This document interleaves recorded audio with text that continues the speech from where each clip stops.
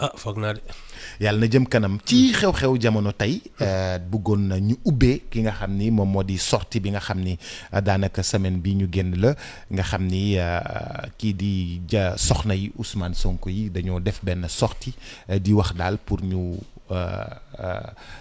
bàyyi Ousmane Sonko te ñu baal ko te vraiment ñu c'est dafa nekk ci situation bu un peu critique de par sa santé ak grève de la faim bi nga xam ni moom lay def ñoom mosuñoo def sortie c'est une première. Oups man tu sais de plus en plus je me rends compte de ce qui a pu entraîner Ousmane Sonko ba ci pax bi gis nga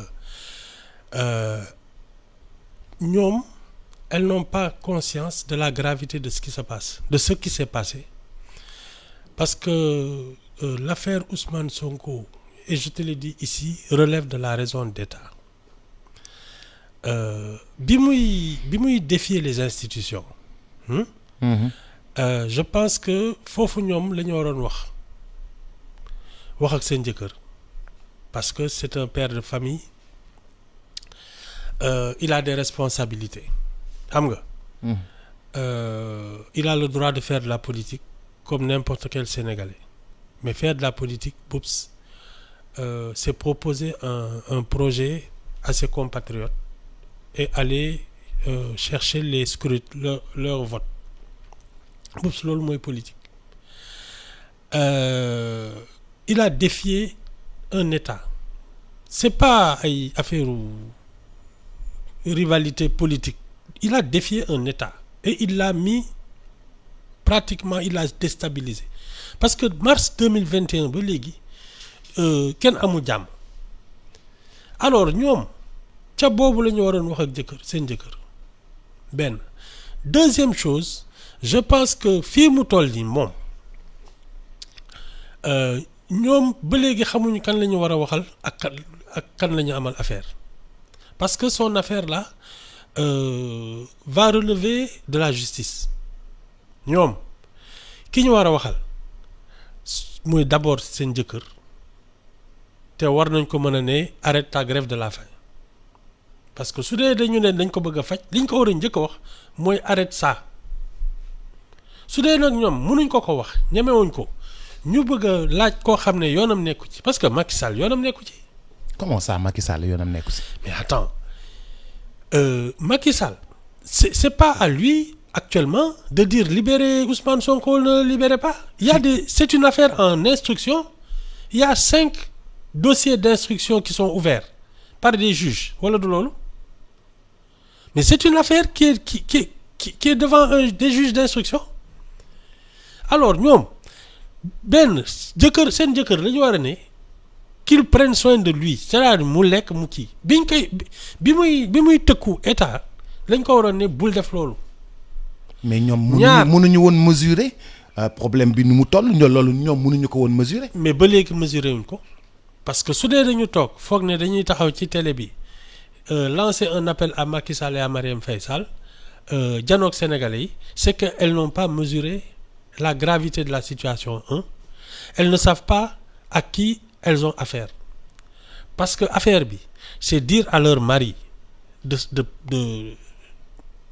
prendre soin de sa santé benn deux c'est une bataille juridique wax ak ay avocats ñu seet naka la ñuy lijjantee dossier tu sais c'est un peu ce qui s'est passé avec l'affaire Adji Sarr xam nga maa ngi lay naan Adji Sarr dafa constituer dossier porter plainte Ousmane Sonko foog ne c'est pas une affaire judiciaire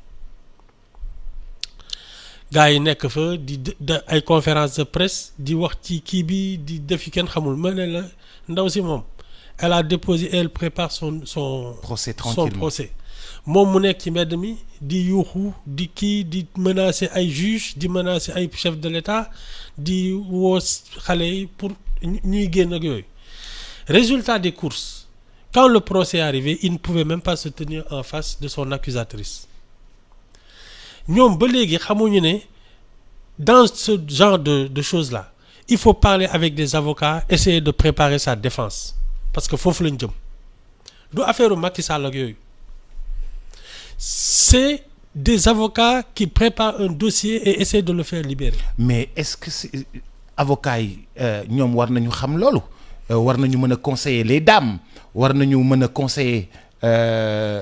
Les avocats n'ont même pas su, à mon sens, conseiller Ousmane Sonko parce que su leen déggaloon. Il serait pas dans. Tu sais, le bon avocat, c'est celui qui t'évite des procès.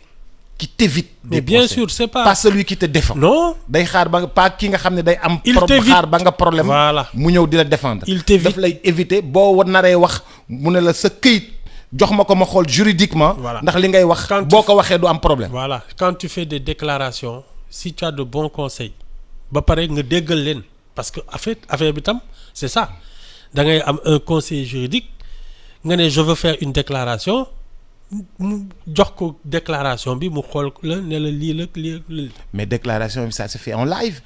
Non, justement, c'est là qu'ils ont été légers.